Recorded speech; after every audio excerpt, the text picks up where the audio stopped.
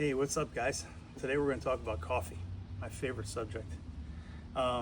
Specifically, I just received this new attachment for my Grayl 24-ounce titanium GeoPress, and we've got this new item through Grayl, and it's basically a French press attachment for your 24-ounce Grayl, which makes it really convenient because now that one titanium water filtration system can do even something else. So if you don't know about this, go check it out, see some of my other videos.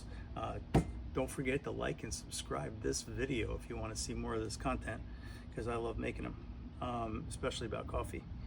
So let's go over the parts and pieces of this new attachment. So you've got a new lid that's got a hole through the top so the stem of the press can fit through it, and a pour slot. And then we have a silicone rubber, I believe this is silicone, and a pretty fine mesh screen. And this is going to get all attached in this fashion. You've got two titanium rods that go together. This all fits nicely in my Millbank bag. So we're going to attach these two little rods together real quick, right? And then we're going to make sure we go through the top of the lid. And then we're going to screw it into the bottom of the French press, just like your one at home.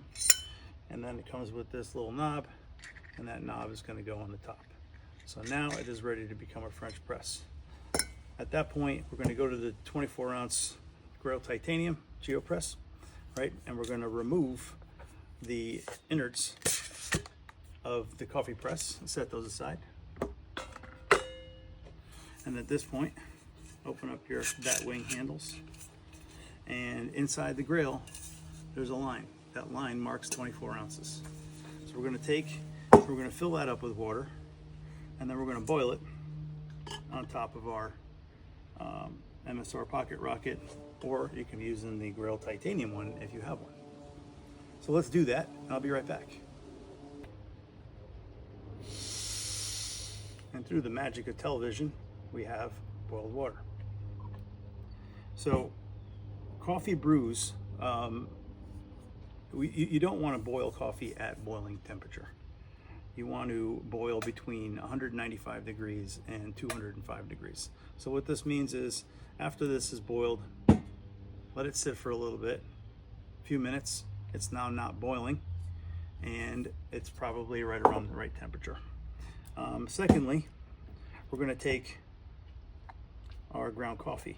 Now, you're going to want to grind this coffee to about the consistency of coarse sea salt for a French press. So we're going to dump that right in here.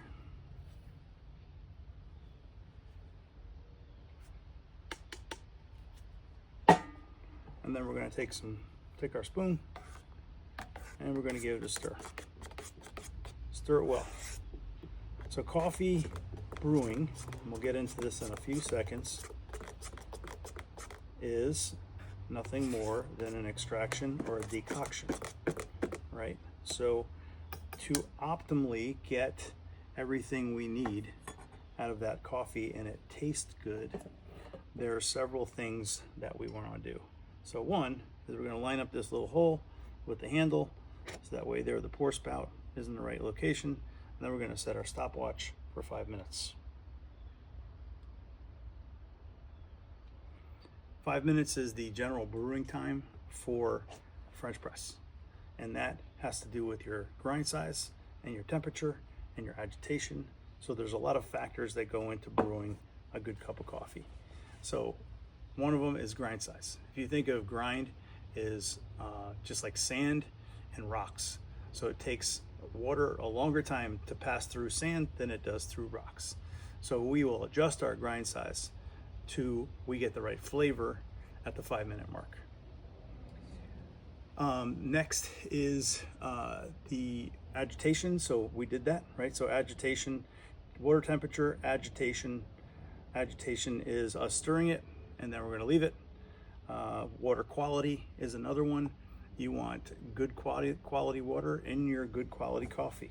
Something that's like your tap water, if it's filtered and has minerals in it, that's good because the coffee particles will stick to the minerals in the water and give you taste. So if you go with something like distilled water, it's going to taste horrible because there are no minerals in distilled water for it to attach to. So a good quality water. And then next off is going to be time, right? Time is generally controlled by grind, but if you think about in that 5-minute period, the first thing when we pour water on this and the coffee blooms and starts to extract, is the first element that we get out of the organic part of the coffee bean is salt, right? Sodium. So if we were to let it sit for a few seconds or less than a minute, you would see or taste, if you tasted it right at that moment, it would taste salty. The next thing over time, over that 5-minute period, is going to be citric acid. So citric acid or sour, right? So lemons is the next thing that you taste. So if you've ever gone anywhere and a coffee tastes sour or an espresso tastes sour, that's because it's under extracted and it needed to brew longer. So the next thing after citric acid is how do we balance citric acid or sour is with sugar. So sugars are the next things to be released or extracted from coffee during that time period.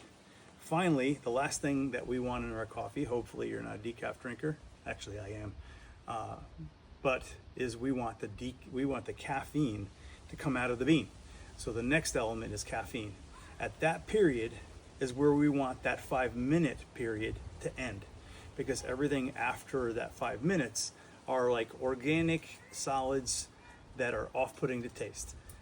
Particularly the taste is bitter, right? So if you've ever had coffee that's really bitter, it's generally not the roast. I mean, there are some terrible coffees and terrible roasters, but the bitterness is generally done by over extracting your coffee. So we want to stop it when it gets to that 5-minute mark, or else we have a chance of having it be bitter. So today we are using Counterculture's roast. This is a Finca El Puente. It's from Honduras. This is an amazing coffee. It comes out like once a year, and I was so lucky to grab some of this before it's gone, and highly recommend checking them out. We used those Counterculture as our roaster for quite a long time when I had the coffee shop, and it is an amazing coffee. It's hard to make a bad cup with it. So we're just about at the 5-minute mark, and what we're going to do is get that leaf out of this coffee, and then we're going to press this, right? So after we press this, and because of the fine mesh filter, I found that it doesn't press as fast as you do at your home. Usually some of the old Bowdens, they press pretty fast, and that was the reason why having coarse grinds is necessary, right? So it doesn't pass through the filter. But this is pretty fine, so it gives you a little leeway on how fine you can go with your grind, but I still recommend a medium to coarse grind to start with, and then taste your coffee, right? The next time you have coffee, if it tasted too sour or too bitter, adjust your grind so it'll either brew faster or longer. So, knobs all the way down. Time to get the magic here.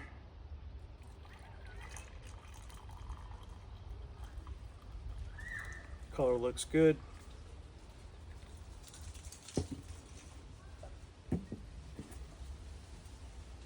Happy drinking. Excellent. Excellent. So I taste a little bit on the bitter side. So that 5-minute mark might have been a little too long, and that's generally what we shoot for in French press coffee is 5 minutes. So we could have taken our grinds and made them a little coarser, right? We could either make them coarser, or we can deduct some of that brew time and go for more like 4 minutes and 30 seconds. And that's how we adjust time and grind. Grind and time are equal, they work together. So I hope you learned something from this video. Look out for further coffee classes online that we're going to be doing. We also run a barista class, a barista in the field class, which goes over almost every option that you could imagine of how to brew coffee out in the field like a pro. So thanks again for watching. This is, again, it's Dominick from DVI Bushcraft Survival. Please give us a like, a follow, a share, and take a look at some of our other videos on our YouTube channel. We love to do these for you, so have a good one.